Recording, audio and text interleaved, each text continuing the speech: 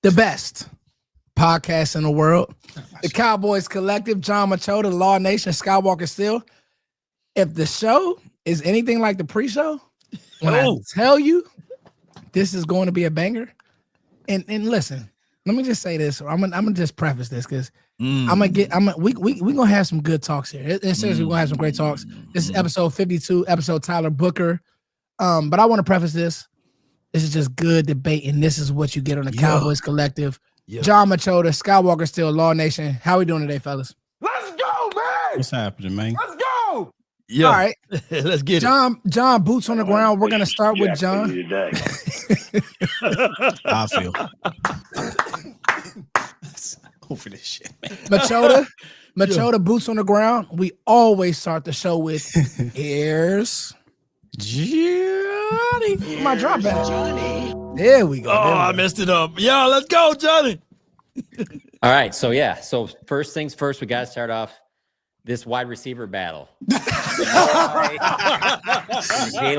my thunder, John. That's what I want to talk about. Is it Trayshawn? We got some Holden? good stuff. We got some great stuff to talk about. I was just on the phone talking to another reporter, and I was saying, like, this is nothing for me because I don't have kids. I'm not married. So I'm always ready to roll on whatever type of nonsense happens with this team. And today is one of those days because Jerry Jones goes on Michael Irvin's YouTube show for an hour and talked for probably about 15, 20 minutes about Micah Parsons' contract at as much detail as he said in the last probably 3 or 4 months combined. And so it's Jerry Jones. So you got to kind of pick and choose what you want to believe. And for me, I kind of try and just, read between the lines. The thing I keep coming back to, I just find it very hard to believe that you could think that you're going to get a contract done like this without the agent being involved. I know he's sticking to that, and that's fine. That's what he has to say. That's his beliefs. But as Michael Irvin said on the show, these are different times than back when Michael was signing contracts. These are times where the money's a lot bigger. Agents are always involved. There's nobody that's just doing a handshake deal without the agent, and especially when your agent's David Mulligetta. And so there's a lot of different ways to go with it, but I think that that's just the thing we need to start off the show with because it's the biggest thing. And since, I don't know, within the last 15, 20 minutes, Micah Parsons has, removed all mentions of the Dallas Cowboys from his social media accounts. And so obviously he's seen what Jerry has said and heard that loud and clear. And now for me, the next move is I think will Micah Parsons be at the stadium tomorrow for the final preseason game? Ooh. So maybe he won't. Maybe that's the next thing he goes to.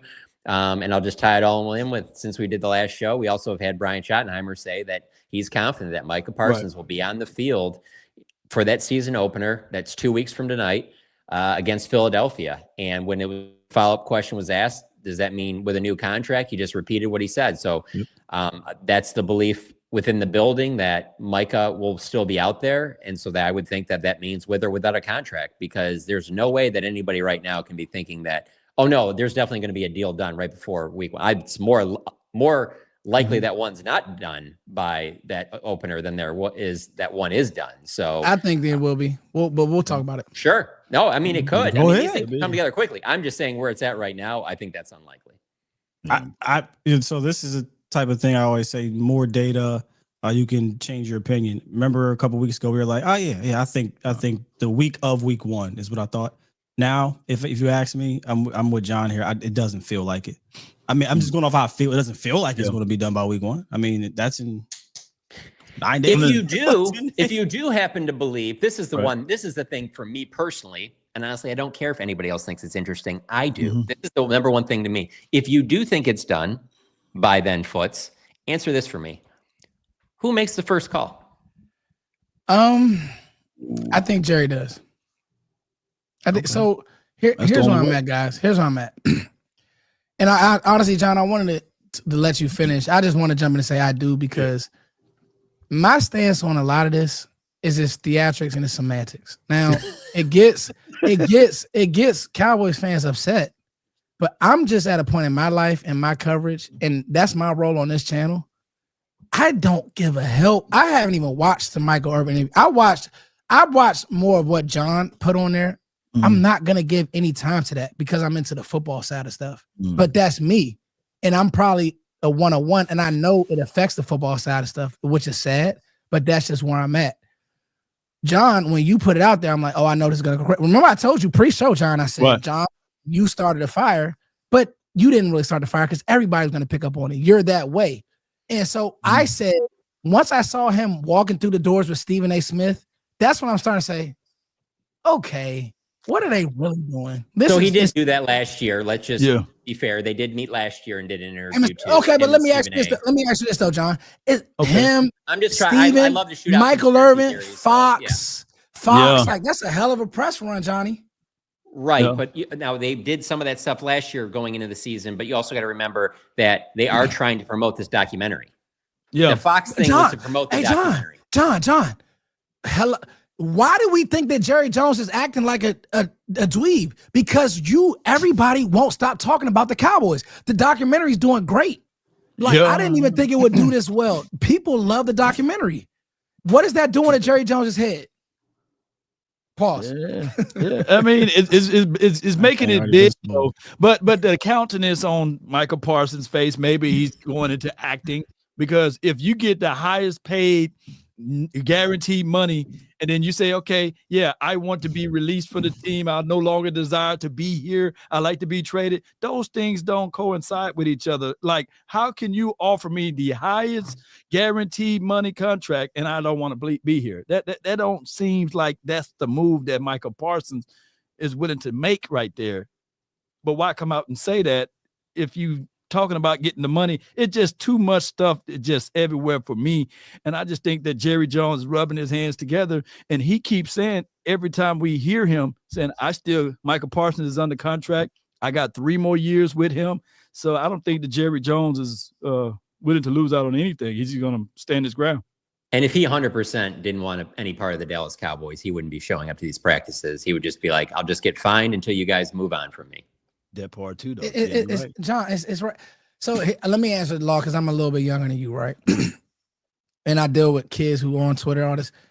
Bro, it's a cry for attention. I love Micah, but it is what it is. He doesn't know himself. I'm a little bit old. I'm not going to say he doesn't know himself, but when you want attention or when you want to shoot back, you do stuff like delete everything on the Instagram. Or CD did it last year. I'm no longer America's team on his bio. But that's why this is so fascinating, because you're dealing with somebody else who wants attention all the time too, and is on a way higher level. Like, you're aspiring to be like him. You're aspiring to do everything where he clearly is, to be doing all the, it's probably been tough for him not to do any podcasting.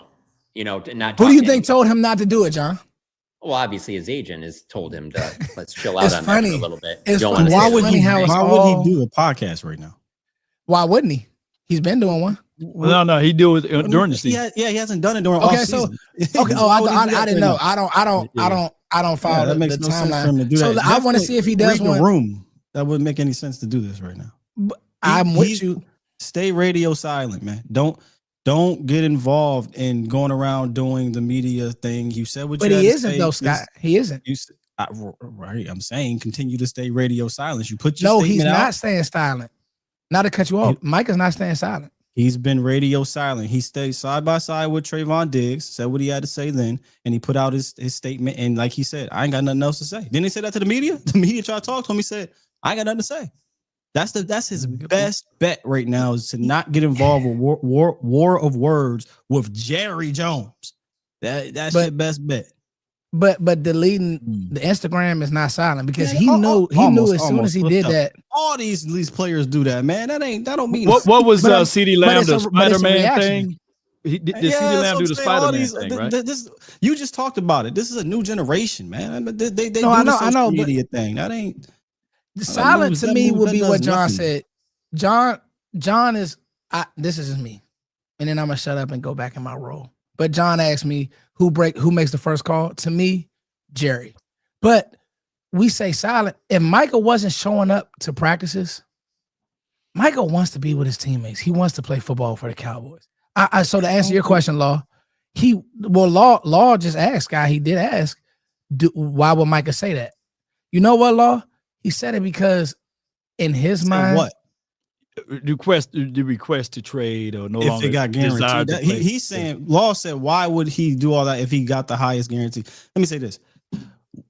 We don't know the details. The devil is in the details. Yeah, didn't we just go through how little details can completely screw up an entire contract with Randy Gregory? Yeah. Didn't we just do this? So I'm not trying to get involved with the minuscule money numbers. I think it's beyond that, because the big, round, shiny, fancy numbers, we all know what those are because we have that blueprint. What we don't know is the details. So that's why I can't. I don't like to get involved with the number aspect because we don't know what entails with that. Only David, Micah, and Jerry do. I'll just take it to the next level too. I eventually think that Micah Parsons get paid, and when he does, he's going to be the highest paid defensive player, and you're going to have the highest paid quarterback, one of the highest paid wide receivers. And if everything in the middle doesn't get better, none of that will even matter. You have three shiny objects that everybody like talks about all the time. Well, 4 with Jerry. And they'll be talked about, but those 3 are not, they're not whatever. LeBron, Chris Bosh, and Wade in their prime, where on a football team, 3 guys can't make that impact. We're seeing it in Cincinnati. They couldn't get it done, and they came close, but like you need so much of the stuff in the middle to be better than what it is right now. And so even with all this contract stuff, like who's sitting out there and going, yeah, just get this contract done with Micah Parsons. And when you get it here, then they put it over the top and it just like, boom, Super Bowl, here we go. Like there's still a lot of other things that, even after that money is given him, that they need to be good drafting going forward. They're not gonna be able to really do much outside of that after they have those 3 guys. Not that they would anyway. And then you've got to hit on some of these guys that you're trying to develop, and that's a lot on Schottenheimer and things like that. So it's not even like one of these deals where you're just like, man, if they just get that done, they're ready to go. And that's why the leverage, I believe, in a way, isn't that great for Micah as it would have been 2 or 3 years ago. Right. Because 2 or 3 years ago, you're just like, well, if you don't have Micah, I mean, this is a 12-win team, and it just got to get over the hump in January and finally make a run or whatever like that. Like, I don't know how you can feel that way about this team. This team is at least a year away from being back to what that was. So, real quick, I want to answer Jay Kelly and John. You made a good point.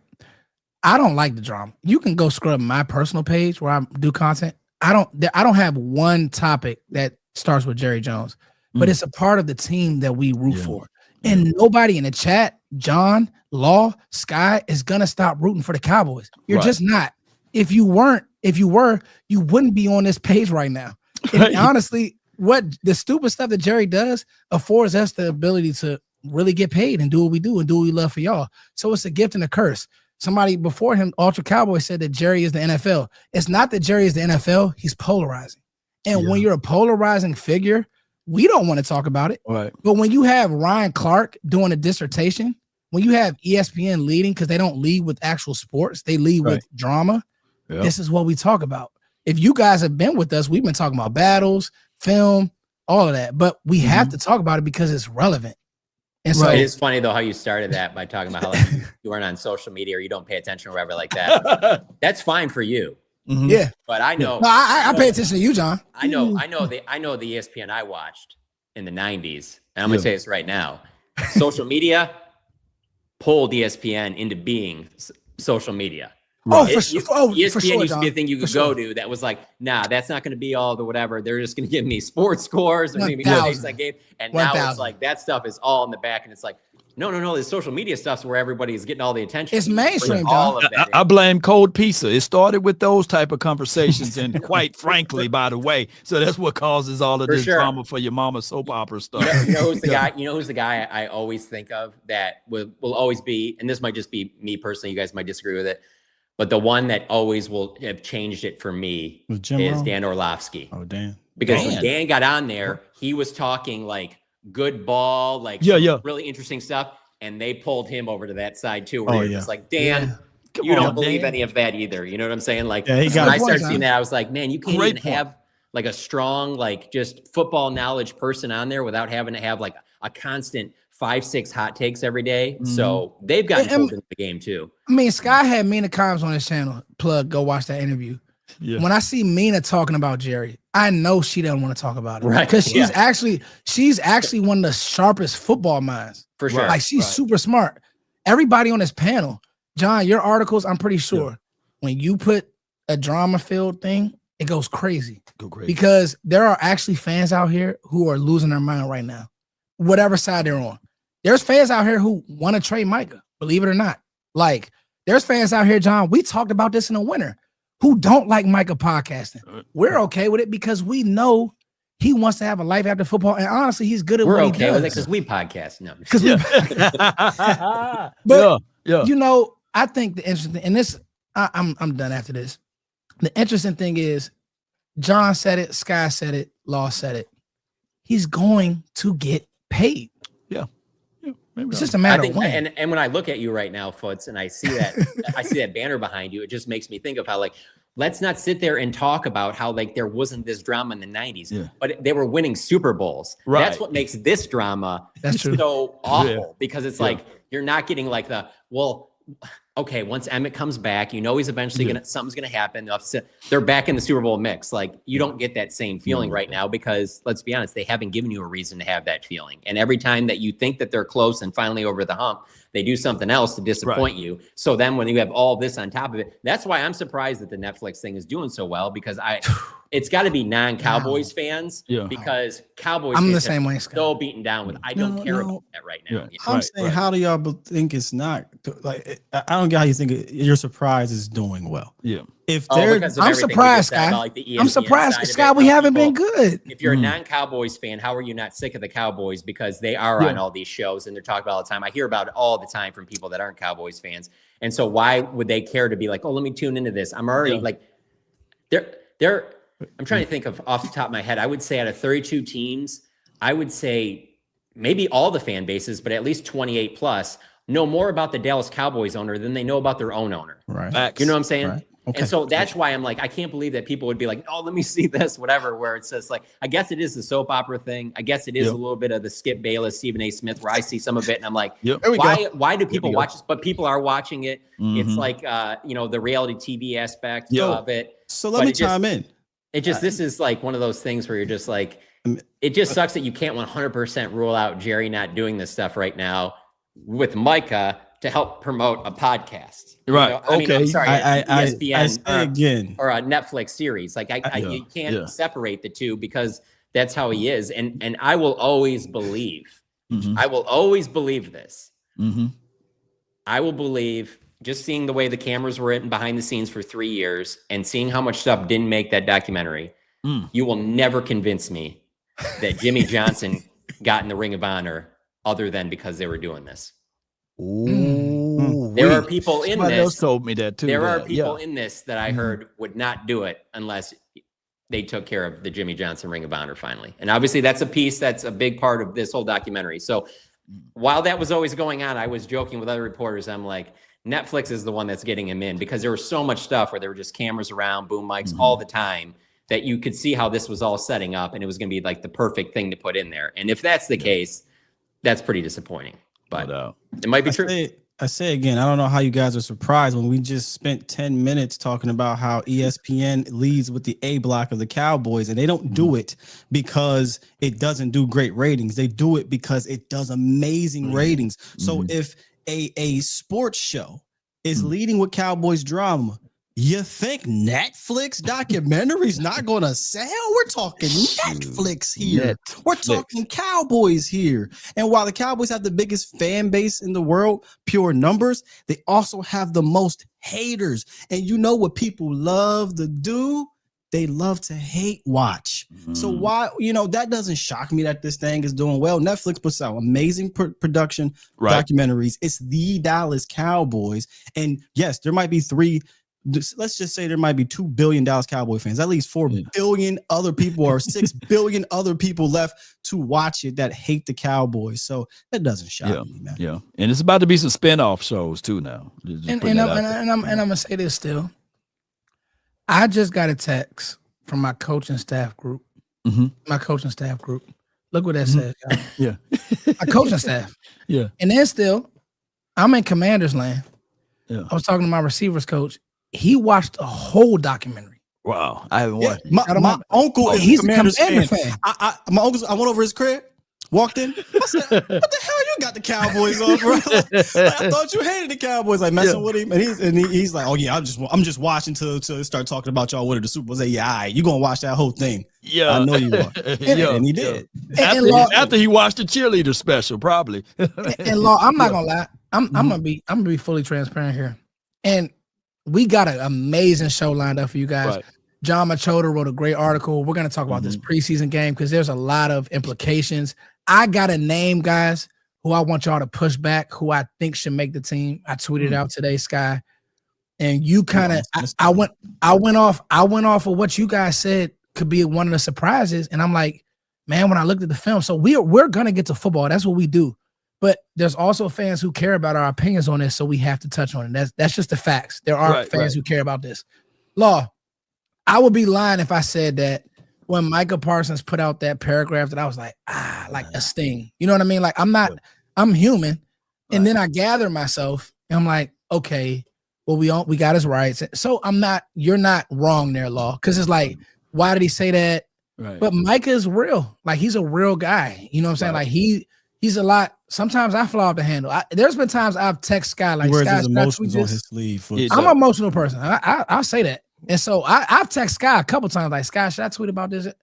Foots, just let it go. You know what I mean? And so maybe Micah doesn't have somebody like that around who's like probably not the best idea. If Jerry can keep this grudge with Jimmy as long as he did, that's one of the biggest reasons why I just don't see Micah Parsons wearing another team's jersey. Like I really do think Jerry will be like, all right, don't play them. You're not going anywhere. And if Jerry got those type of grudges, how you think this relationship down the stretch with David Mulugeta going to be? Because this same song and dance will repeat itself next season because you got George Pickens here. So it's one of those things that we continue to have the same cycle, which is crazy to me. Yeah, it's so many people saying fire the agent. Like this is the one-off. Like this is the only agent that goes against Jerry. Like, come on. We heard this same song and dance before with other agents. So what, you just going to continue to fire agents when you go into negotiations? I mean, I guess Terry should fire his agent. I guess Nick Bosa should have fired his agent. Yeah. I guess Dak should have fired his. CeeDee Lamb should have fired his. Who's the other one that's holding out right now? Oh, the Hendrickson fired his. Like the holdouts aren't new. Agents fighting for their players, and it's not new. This in Dallas is not new. Now, is it? I tried to say at the beginning of this whole thing, I said, okay, if Jerry gonna go this route with Micah, he different than everybody else because he wears his emotions. You have said that. He's from a different era. He's a Gen Z type of kid. This isn't Dak Prescott, 32 years old. This isn't CeeDee Lamb. This is Micah. He's a little different. He's wired different, and that's what's playing out. He is wearing his emotions on his sleeve, whether you like that or not. Now, ultimately, it may get done like we believe, but this feels different because I believe it is different because you're dealing with a different type of cat. Yeah. Also, it's not like David Mulugeta just became good at this business within the last year. Let's fire the best agent in the world. Like Micah knew what he was getting involved with when he hired David. He wanted the best, and that's why you have these situations. The one thing I do keep going back to, I know these things aren't similar, but it keeps me thinking, like, he was willing to sit out that whole year of college before the draft. You know, obviously there's not the money. Yeah, there's not the money involved, so that's what changes it. But he was willing to do that. So you can't completely rule out that he won't try and sit out games to try and force some leverage there. And that would be very interesting because that's just not a Cowboys thing. We just don't see Cowboys players do that. I mean, not since Emmitt Smith. And can I touch upon this because so many people are asking about the T. Higgins firing David Mulugeta. Jamar Chase was signed with Rocky Arsenal, and they just went through a real deep conversation and negotiation with that particular ownership. And by, to get the deal done, they just did that with that ownership. It was behooved T. Higgins to go ahead and get rid of David Mulugeta to go with Rocky Arsenal. And Joe Burrows also tipped in to say, hey, let's get this deal done. So these are two different situations. It's not like Rocky Arsenal is the greatest. There we go, Law. You know what I'm saying? It's not like Rocky. He didn't hose us. Who was Rocky's agent, Law, in 2019 during a very popular holdout? Who was his agent, Law? Right. Ezekiel Elijah Elliott. And I encourage you guys. I don't get this whole David Mulugeta, T. Higgins thing. Why is that y'all saving grace as if David Mulugeta does not represent some of the best players in the National Football League and earned over $1 billion in the last year. Let's stop acting like this is some run of the mill agent. When you said the Zeke thing, it made me think of, could you imagine Micah sitting out the opener and the Cowboys win? What Jerry will say after the game?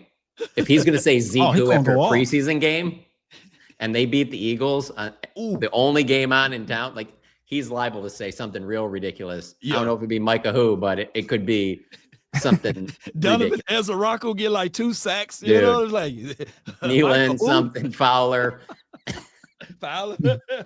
Houston. And it's very, I mean, that's a good offensive line, but it's possible because you got some good rushers. Yeah. Here's the deal. We touched on this for the first 30-minute block. Yeah.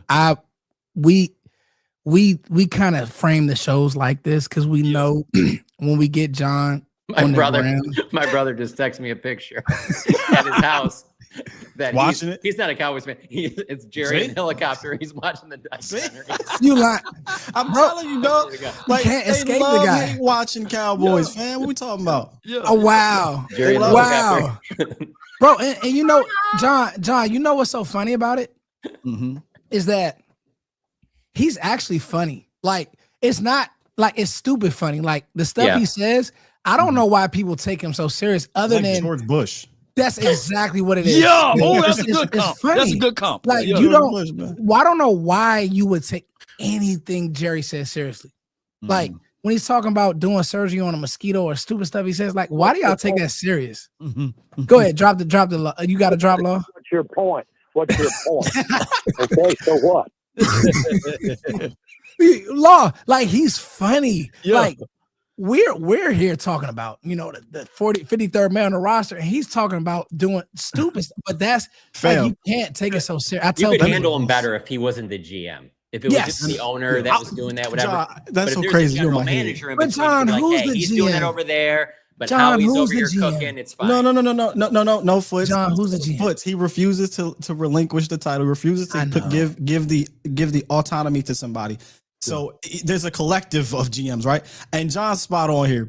I was sitting here thinking, like, think about this for a second, fam. Yeah. We're out in LA doing a Netflix special. Yeah. We out on Blue Fox, carpet, man, hitting up Irv. Yo, get me on your. We doing it. Meanwhile, I almost said, let me get my button ready. Let me get my button. Mother is desperate for defensive tackle help. Mother is desperate for better play at cornerback. We watching other teams out here trading, but our general manager on Fox, like, yeah, man, we got that next special coming out. That's what I thought was going to go crazy when John tweeted that out earlier. If you don't get your ass in that room with everybody and figure out how to make this team better, look, it's just silly, man. It's silly. Right behind you, all of those beautiful things. It says 1900s.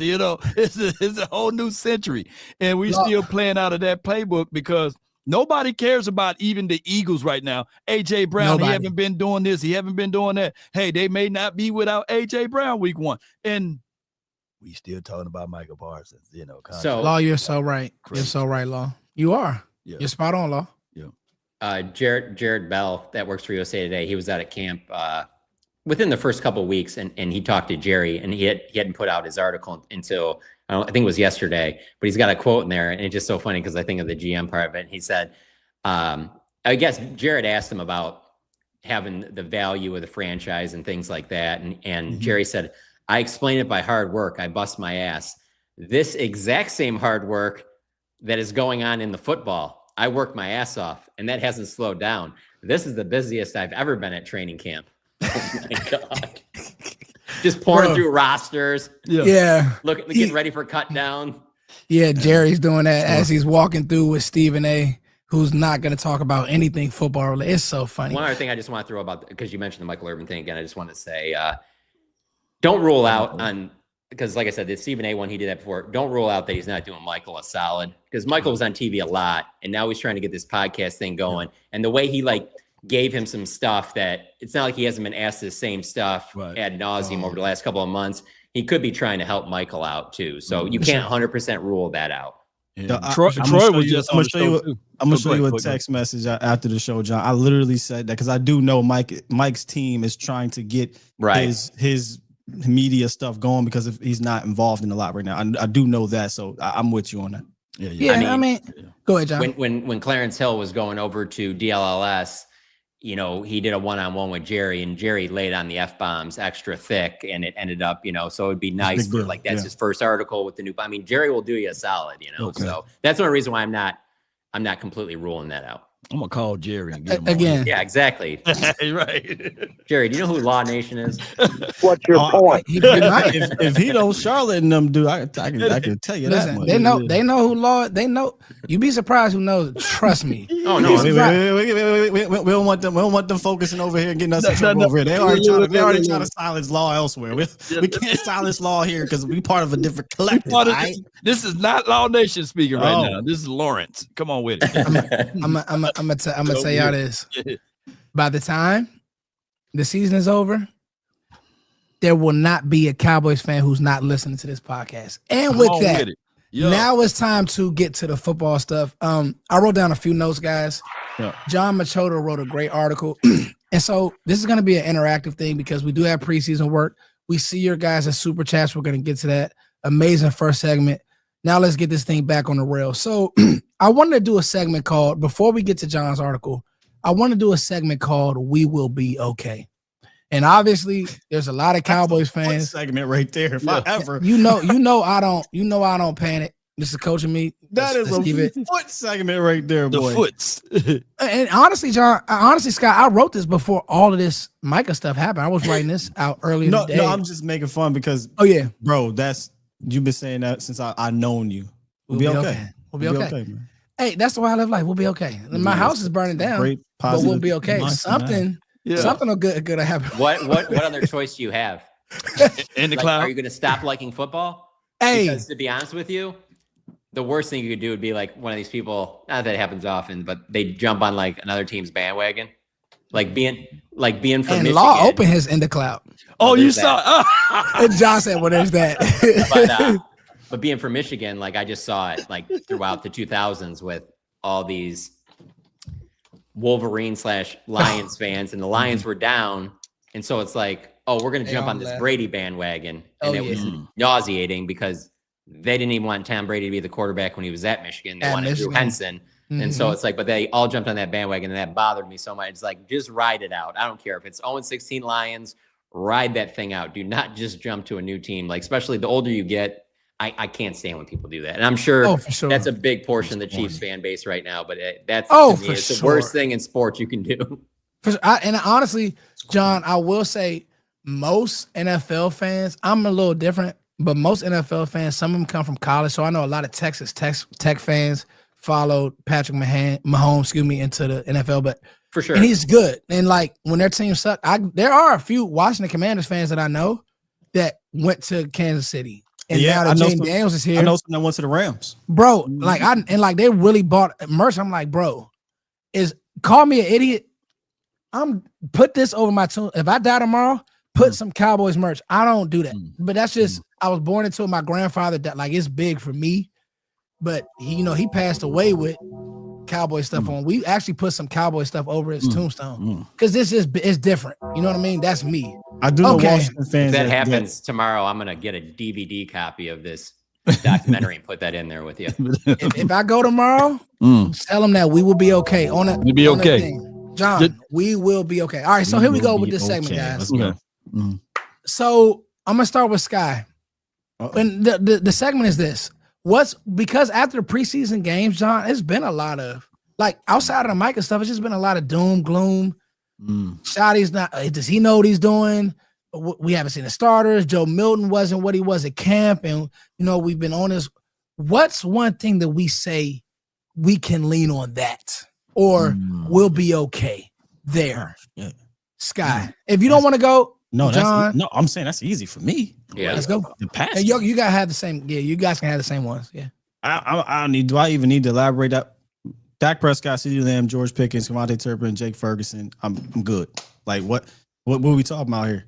I mean, I said this on I think it was RJ. Shouts out to RJ Cho. I was like, he asked me to a bold prediction. I'm like, I don't know if it's bold, but I think this Cowboys pass game is going to be a top 5 dynamic pass game or what. You can put whatever metric you want: success rate, efficiency, touchdowns. I don't know about. I don't care for yards per se because that could be a bad thing actually. But it's going to be a dynamic pass game. Not just because of the dudes, because dudes alone, yes, we've seen Dak with dudes. The pass game has been electric. But I think the scheme is going to help it as well. And if it's one thing I can go into this season and feel ultra confident about is, I know that pass game is going to be able to carry a little bit.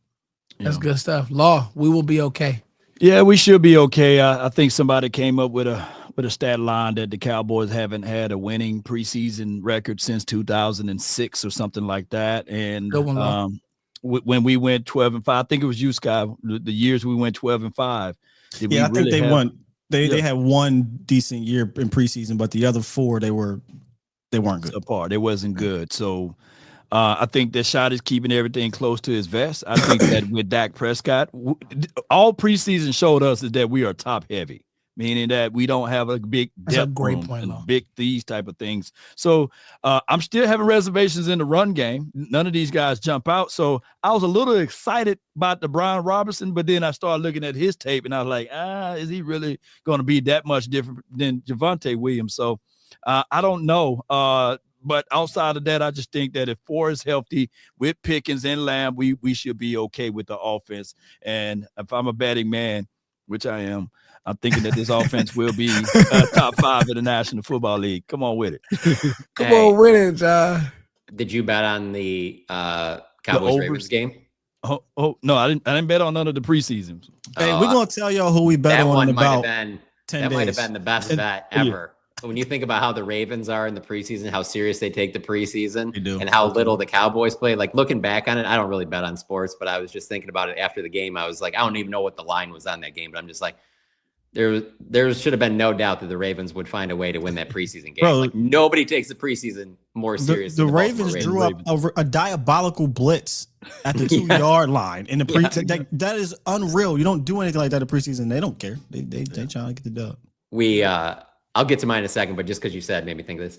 So after Joe Milton was done talking, there was like a group of us yesterday that were just talking to him off to the side, and he was really good about like talking about that play and how he was like, yeah, I should have seen that and I didn't, but I can promise you that won't happen to me again. And I was like, all right, those would be interesting to monitor if he gets the opportunity again. And he really was just stressing how like when he does something wrong and he sees it on tape, they usually doesn't make that mistake again. And so I'm just like, all right, man, I'm still one of these guys that still believes that there's something there, that he just needs to get a lot of playing time. And maybe it's not for another year or so, but I am not on they need to just part ways with Joe Milton. This didn't work out. Not at all. There's too many things there. And I don't know. I think he deserves a little bit of a chance. I get anybody that feels nervous about him being the backup this year if you're trying to win games. I totally understand that, but I'm not where I was with Trey Lance. And I know Trey Lance is doing fine, but mine would definitely be the passing game. And I think that's because of the fact that I have seen such a smooth transition throughout with Dak and Pickens. Like Dak and CD are as good as they've been. That's like amazing, John. As soon as they hit, first training camp practice, just everything about them, they're on the same page. So that was never a concern, but just how it was like the whole like, all right, how is this going to work? And we saw it instantly, I feel like with Amari Cooper, where you're just like, damn, they didn't even have a preseason or anything together. And they kind of hit the ground running that year. They did the trade during the bye week.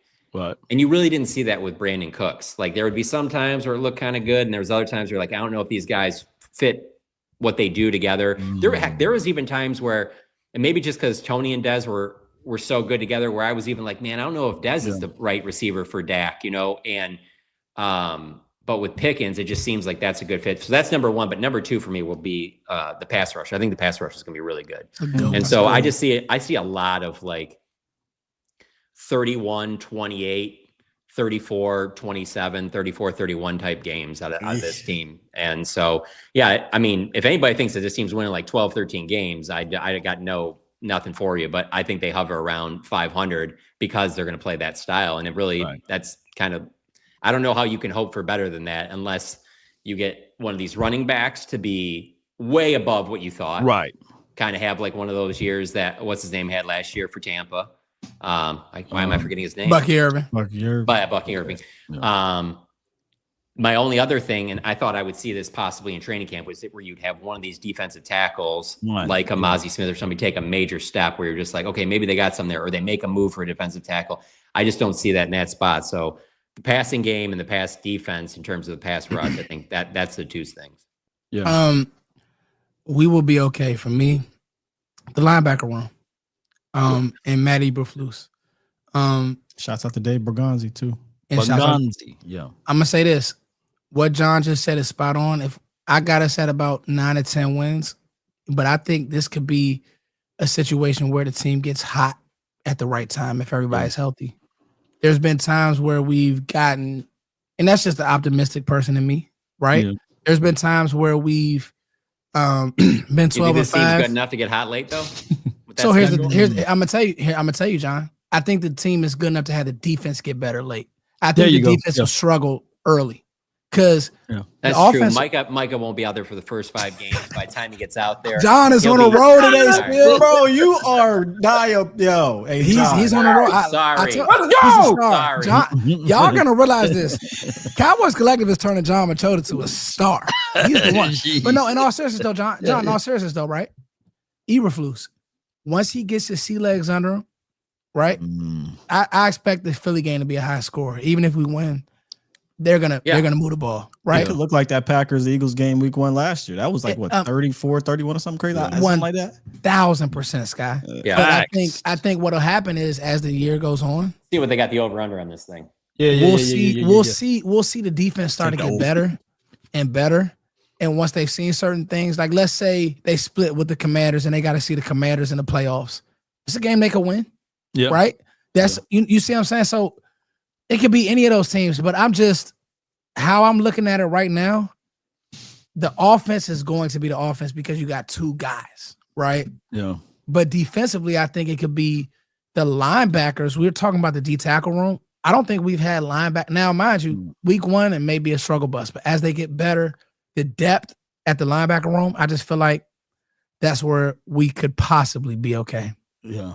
The linebacker room. Yeah, the linebacker room. So, John, you got the over/under before we go to the next topic? No, I just saw the spreads at 7 still. Yeah, and, I mean I would take the under on that. It's probably gonna be like 54 or something, 55. I bet somewhere around there. Yeah, it is. It's 46.5. Sorry. My only thing is, and it's attacking style 46? Defense, right? I'm taking that over all day. Yeah, taking that shoot all 46? day. 46? Yeah, 46.5. Yeah.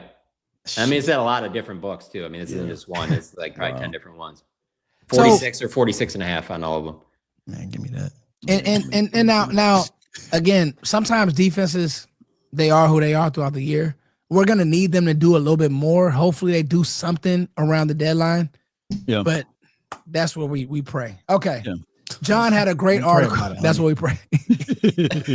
Lord help us. Lord, sing hymns at night, y'all. Okay. John had a great article about the preseason law in this last game. Who we're looking at, who needs to have a good game. Like, it is what it is. All the Micah stuff, who needs to have a good game to make this team? And I want to start with you guys. I don't think that they would cut Joe Milton, but we're going to go around the panel. Like, where are our thoughts with Joe Milton and how does he need to play? Law, start with you. Yeah, he got to complete a game together, put it together. We see his athleticism in practice. He gets around, he runs more, right? I think he was trying to figure out things in his first 2 preseason games, just put together a good game plan, get in rhythm with somebody. Even if you have to just pick your favorite wide receiver, get in rhythm with him, man. Utilize your legs, man. Move around, get things going. This would be a game that can install some confidence inside of him because he's confident in practice, but we need to see it in the game. He's got to know that there's not really, you're the backup quarterback. Like, right. What are you saving anything for? Like, you're not supposed to expect it to play week one. And he said yesterday that this game, more than the first two, he's treating like a regular season game. And that's the way that the coaching staff, I guess, is having him go into this one as well. And so you made me think of that, Law, when you said the thing about the running. Maybe that is the way, because that's what I'm going to be looking at in this game. Is he look more like the Joe Milton we saw in that final regular season game last year, where obviously that's a game where there's no tomorrow. You're not going, not like the Patriots are going to the playoffs. You're not the starting quarterback anyway. Leave it all out there. He should have the same mentality in this game. And I think that when you look at how they're fighting for probably that last receiver spot with Mixon being out, also correction by Mixon. Why do I always say that? With Mingo being out, I'm telling you, it's between this Mingo Milton thing. I always say Mixon for some reason. But anyway, with Mingo being out, by the way, I want to correct myself on the last pod we did. I guess they can IR 2 players. Okay. And they don't count against the 53. But they just have to miss the first 4 weeks, which he's a 4 to 6 week injury. So he won't count. But that opens the door for one of these other receivers. So I'm bringing this up to say that it's not like Milton's going to be playing with a bunch of guys that don't belong on an NFL roster. He's probably going to be playing with Flanoy and Holden and I don't know, probably Brooks. Heck, he's probably going to play with Jalen Brooks. Yeah. Goldberg might be out there for a series. Who knows? So, I mean, he should have some weapons around him, Oh, and Jaden Blue will play in the game. And this is what I'm going to say before Sky or Foots go. Honorable mention, man. If Booth gets another pick 6, I'm going to buy a Booth jersey, man. If he get another, even if it's preseason, if he get another pick 6, I'm buying a Booth jersey. Don't give it away to somebody. If Booth get another pick 6, he could just keep on running out of the stadium. I'm fine. He can just keep on going. I'm good. I lose no sleep. Shouts out to Booth. So Joe Milton, I think if he's going to have one of those. Sky, has there ever been a corner that you have less confidence in on the Dallas Cowboys that you can remember that plays on Sundays, not preseason, but play on the Sunday? Oh my God! Wow, Sky. Ooh, good. Sky off the top rope. Seeing him go out there. Man, that's impressive. There was not even any hesitation like that. None. Is there another corner? I got a little trauma, PTSD, dog. It's sitting there, right there, Alamo. Who was that, Micah? Who's the kid we got from? Somebody said Jacquez Reed. Hey, wait a minute, goddamn. Hey, Jacquez. He got his little moments. If y'all want to know a corner, and younger me, and I was really young. I wasn't even doing YouTube yet. Who I could not stand, and he'll probably see this. It'll still probably get clipped up. Ooh. I cannot stand Scandrick. Oh my God! Bo had his time too, but a lot of people got over. Orlando Scandrick saved us in that Chicago's Bears game. Yeah, that was the only game I can remember. But Lord, Brown is who everybody would say now. Lord, Victor Cruz did him dirty one game. I literally almost cried in a bar. So, bro. Story about the Giant. Sorry, we're going off track here, but we'll get back on the rails. We have for a long time. He's told me many different stories. I don't think he'd mind me telling this one because it's not that big of a deal. So Hakeem Nicks, I believe is his name. North Carolina, UNC. Him and Jesse are cool, right? He told Jesse they would be in the film room, literally fighting over who would be able to be in the slot to go against Orlando Scandrick. That's how much he looked like food to them. They would be arguing over who would be in the slot between, Cruz, Nicks, and I forget who the other one was. It wasn't. Yes, he had some okay years though. He did, but his decline was drastic. It was bad, bro. I still think that Jenkins, they should have just figured out a way. Yeah, remember Mike won it out. He had a good Pro Bowl year, and then remember, but that's what started that Boise State train. Like, we can get these guys from Boise State with Scandrick. I was like, bro, stop it. He can't play. Somebody mentioned Gerald Sensabaugh, and I still think that he's still looking for that ball. Versus, remember we played against Minnesota in that playoff game? Sidney Rice looked just like Jerry Rice. Sidney Rice was Jerry Rice that day. Losing a Brett Favre. That was bad. That was a joke. But Joe Milton. So let's talk more about Alan Ball. No. I'm twitching now, man. I'm twitching. I can't stand Alan John is on fire. I'm just letting you know that. I've just thrown up my hands with this whole. He's won team after this show. Jerry Micah stuff. It just never stops. Sorry, go on. I'll be quick with Milton then. You mentioned something about how he is approaching this as a regular season game, and it sounds like maybe the team is. Well, if that's the case, then they need to help him, because what you realize with Joe Milton real fast is you need to game plan for Joe Milton. And unfortunately in preseason, it's vanilla. So they're asking him to do drop back quarterback things and play between the ears. Joe Milton's not drop back quarterback things and play between the ears. Joe Milton is, hey, let me get guys open. Let's move the pocket. Let's do some concepts. They're not showing none of that in preseason. So unfortunately, if they don't do any more of that, then it's going to be up to Joe Milton to do drop back quarterback things between the ears. If he improves there, that's a great sign. If he doesn't, it's just more of the same for the preseason to me. So, you guys keep this chat up the entire game. I mean, the entire pod. I don't. It's too distracting, but I just have to say it is funny that we are seasoned pros in this, John. Toxic Tom said. He's the one. Alan Tom is right the GOAT. now. Why am I trending? Let me tell you something, Tom. If you need a punchline, Tom. He's Hall of Fame. Tom is a Hall of Fame commenter. No, I'm gonna start like something where we put Hall of Fame viewers and subscribers and stuff. Tom is Mount Rushmore. Listen. We could go topics with Tom at some point during the year. So I mean, because I literally have, when he calls into my show and he calls it, it's the toxic takes. I let him go, bro. Tom, amazing. He should start his own podcast. Get ready, honestly. Tom. Get ready, because on the collective, you're going to be a mainstay. I'm just telling you, we love our people, and you're one of our people. So here we go. And Mo, NYC or not, you don't have the same juices, Tom. I'm sorry, bro. Everybody can't be Tom. Keeping it real with you. Just stay in your lane. You'll grow there one day. Tom is the GOAT. Let us give him his flowers, Mo. Just chill. You've been putting time out a few times. Okay. Here we go. I'm the host. I can do that. Jaden Blue was next on Tom's list. On John's list. Hey, John. Tom I'm gonna tell you his this list. I wrote about that. Go I'm gonna tell you this, right? I found it. I think that they kept Blue on ice because they know who he is, and we saw. Well, he got hurt. He got hurt. No. Listen, are you talking about if he doesn't play in this game? No. He's playing. He's playing.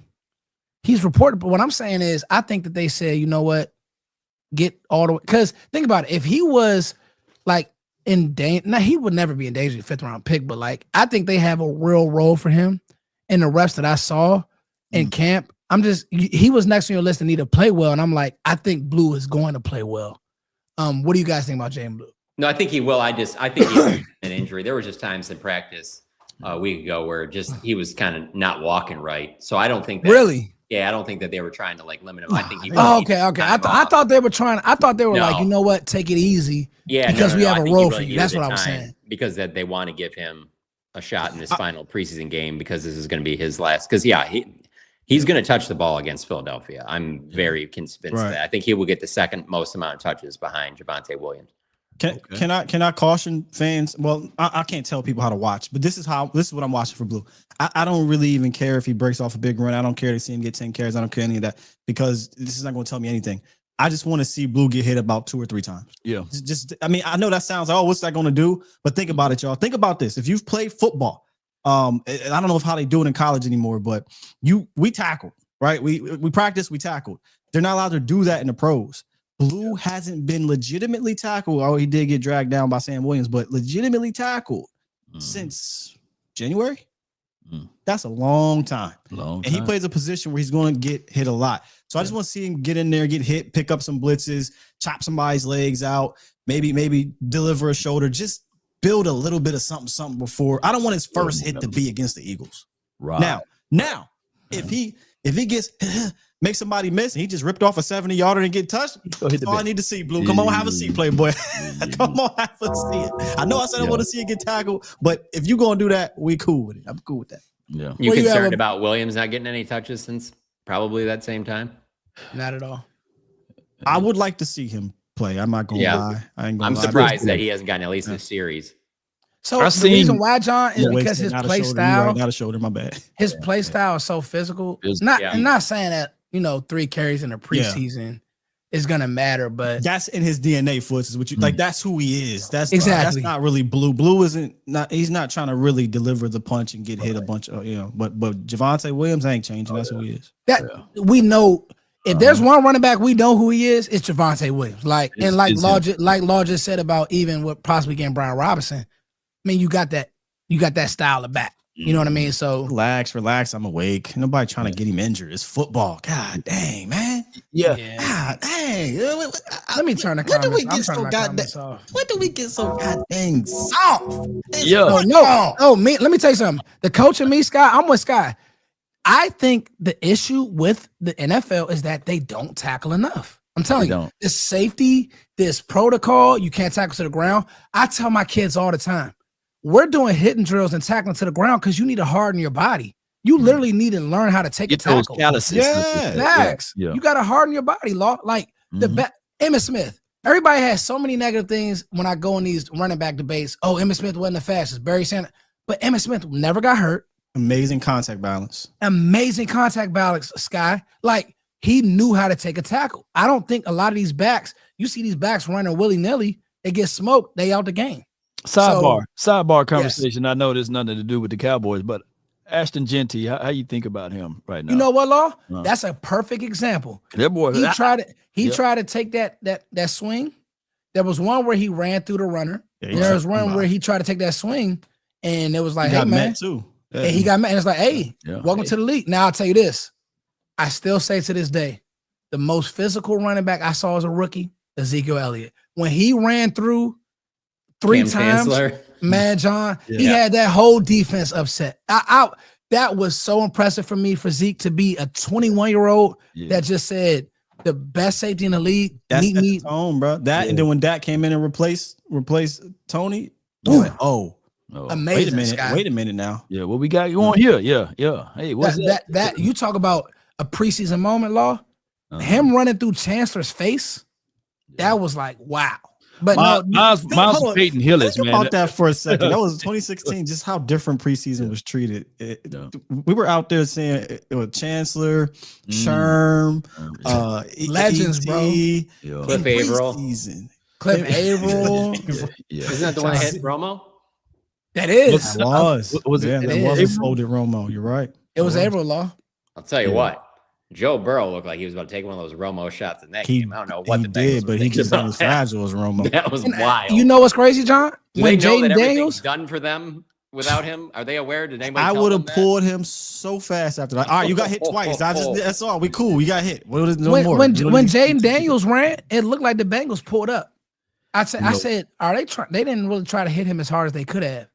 That's part. My brother, I'd try to ring his. My brother is a Niners fan, and we were watching the Raiders versus 49ers, and Brock Purdy got folded up by Crosby. You know, I was like, no, but he stood back up, stood in the pocket, made a completion down the field. So I was like, okay, he's getting paid a lot of money too. Hey, Law, week 1, it's go time. Like the Eagles are trying to kill everything on our team, and we try. So it's I'm with Sky. Like you need to see whoever said I'm not reading the comments, but yes, I want to see somebody try to kill Jaden Blue, because that's what's gonna happen when we play those linebackers in Philly. When he catches a swing pass, you better know Bree Blankenship, every linebacker on the Eagles are gonna try to destroy Jaden Blue. They know they read it. And if you think for 1 second Vic Fangio isn't in the meeting room like, hey, this guy right here, he fumbles the ball a lot, strip him. That's how Fangio coaches. He's an a-hole like that.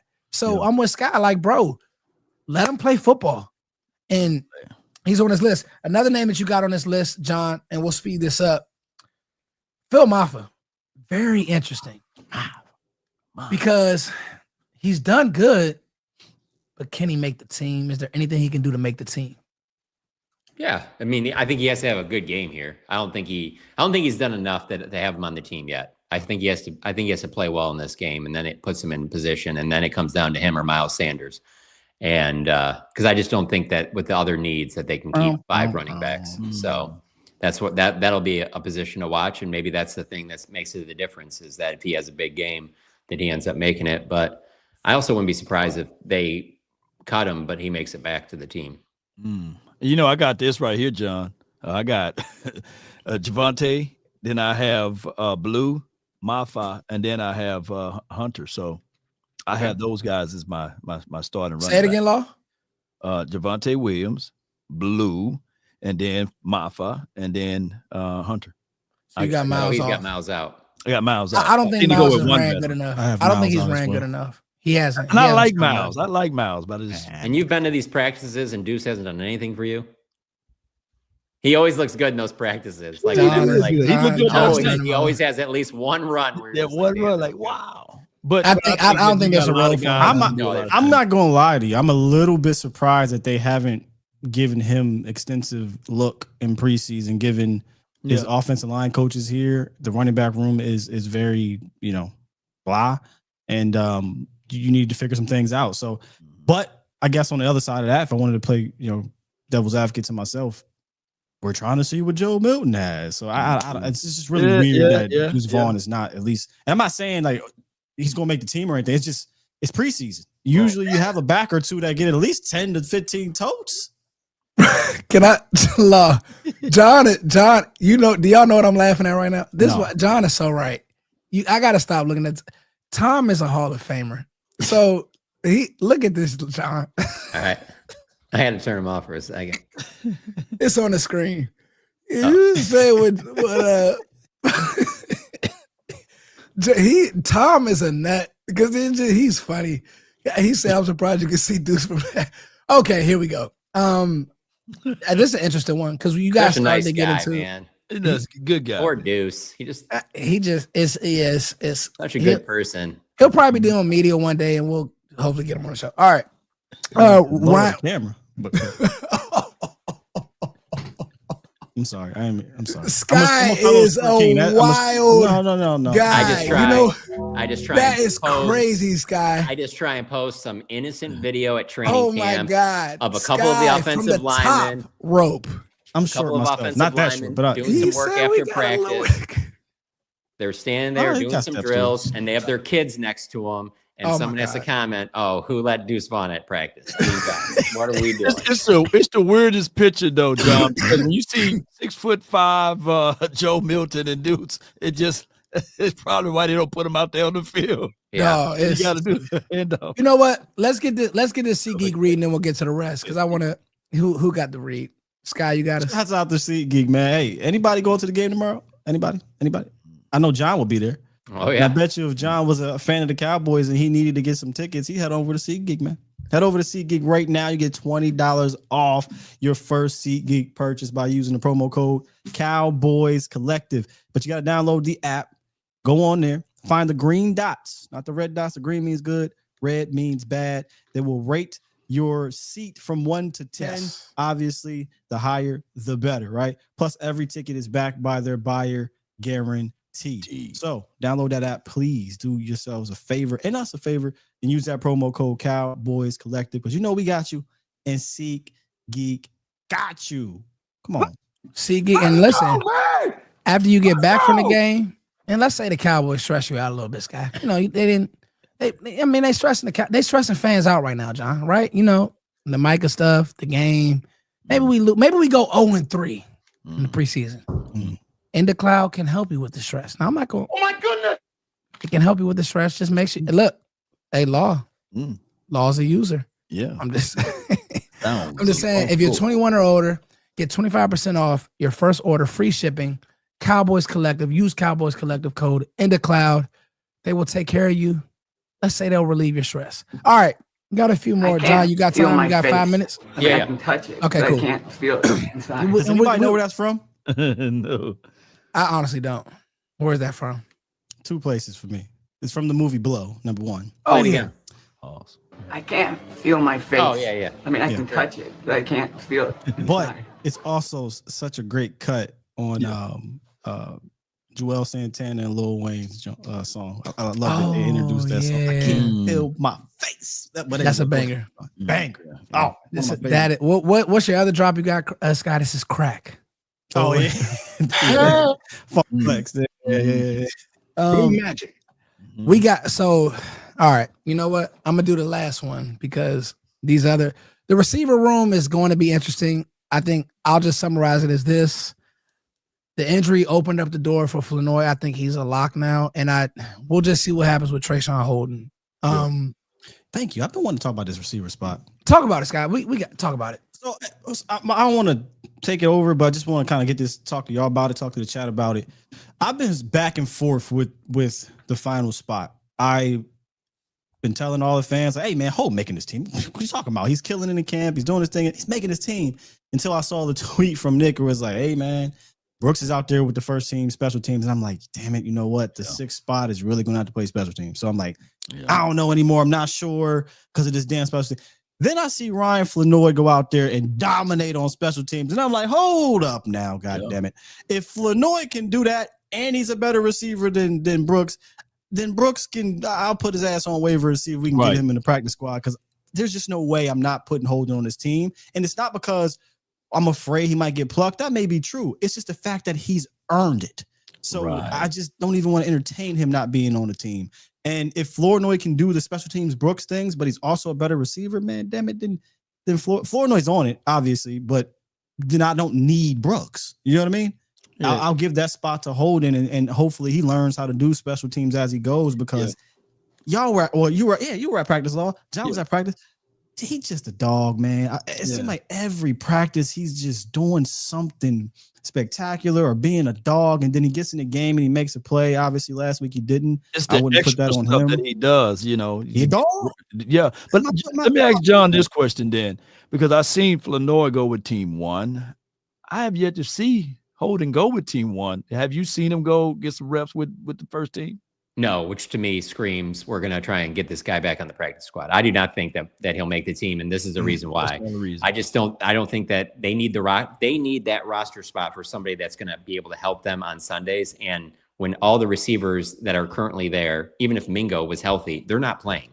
Yeah. Like, it's going to be the top two we always talk about. It's going to be Kevontae Turpin. It's going to be Jalen Tolbert. You need one of them guys to get hurt to open the door for any of these other guys to play. And there, as much as I know fans probably want to see Trayshawn Holden over Jalen Tolbert, it's not happening.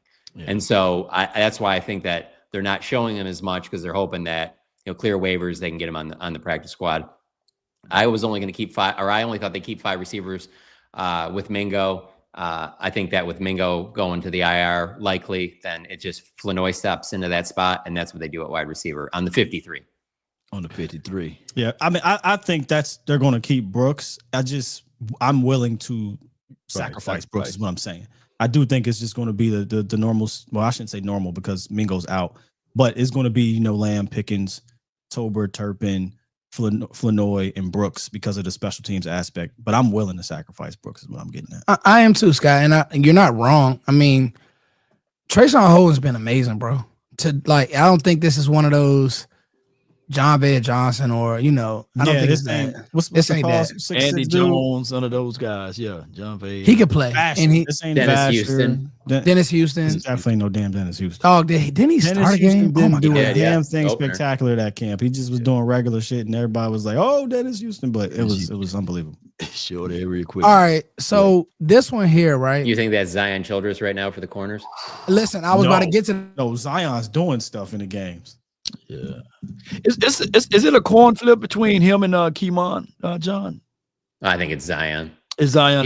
He's done more. I'm just saying. I think he's done more. I'm just saying that I said it because the corner room is just, the bar is so low that you're just like, if you get anything, are we overrating that? But no, I think as of right now, if they're not making a corner, I see Childress being the nickel in Philadelphia. Me and Sky talked about this in our text thread, and we said, not only do I see him doing it, John, he's earned it. Like, that is the one guy who I don't think you could pull a mask over our head, John. He earned it. Like, Zion is fitting the run. He's doing what, if you know anything about Matt Eberflus's defenses, he requires his nickels to tackle. Like, that's what he's going to ask you to do, and he's doing it, John. And like I said, if he does get taken advantage of in the passing game, I'm not going to say so what, but we kind of already know, like, this is how they're going to play anyway. At least he's going to come up, do his thing and run support, be a dog, be gritty, stick his nose in there. Yeah. I'm cool, John. You know what I'm saying? So that one, I wrote that one down. let's get to the headliner, John, because this will close us out because we went overtime. Yep. There's been times we've been late, Cowboys Collective fans, so we want to go overtime on this one. The headliner, we're going to talk about it right now. Sky made an astute point. How long Mazi Smith played last game. I still don't believe. But yeah. Was it? No, you said it. You text somebody. Told me. I texted you, but John brought it up on the show. He was like, "Hey, anybody notice he was in the third quarter?" And I did think that was interesting. Yeah. You wrote about it, John. I want to talk about it. I know so much is going on in Cowboys land. This is one of the Debbie Downer points. But bro, is Mazi Smith safe? I still don't know until I see his name on the final roster. I don't know. I'll say yes because the depth, the numbers just don't add up. It just don't add up. But I do think speculating it is fair. I definitely do because I think the struggle is you see it, like I said, you hear it with the coaches. They're not even sure that they trust him as a fit. They're trying to work on it. They're trying to figure it out. They're evaluating it. They need him to do this and do it right and things like that. But it's not his fault in a sense because he wasn't drafted for this scheme. Right. You know what I mean? But so there is legitimate the speculation, the discussion is legit, but I don't know if they'll have the gusto to do it because he's a first round pick, number one. Right. And because you just don't have a lot of bodies in that room anyway that have played and then look, Mazi's career ain't nothing to write home about at all, but he's had flashes.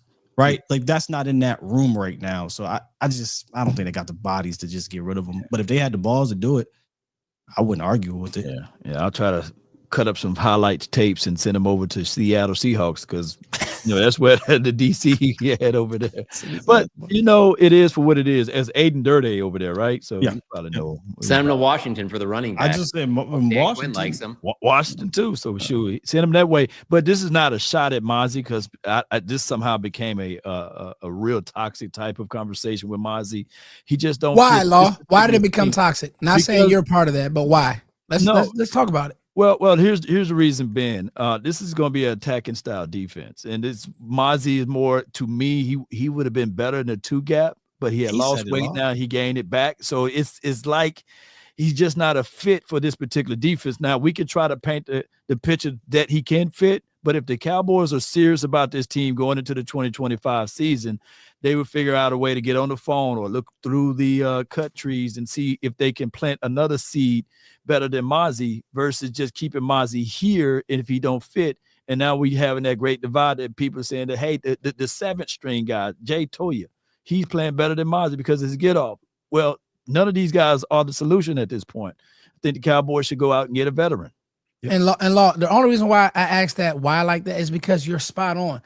People have made this like we don't like Mazi the person, or and it's not that at all. Not that. Pay attention to the people who are talking football.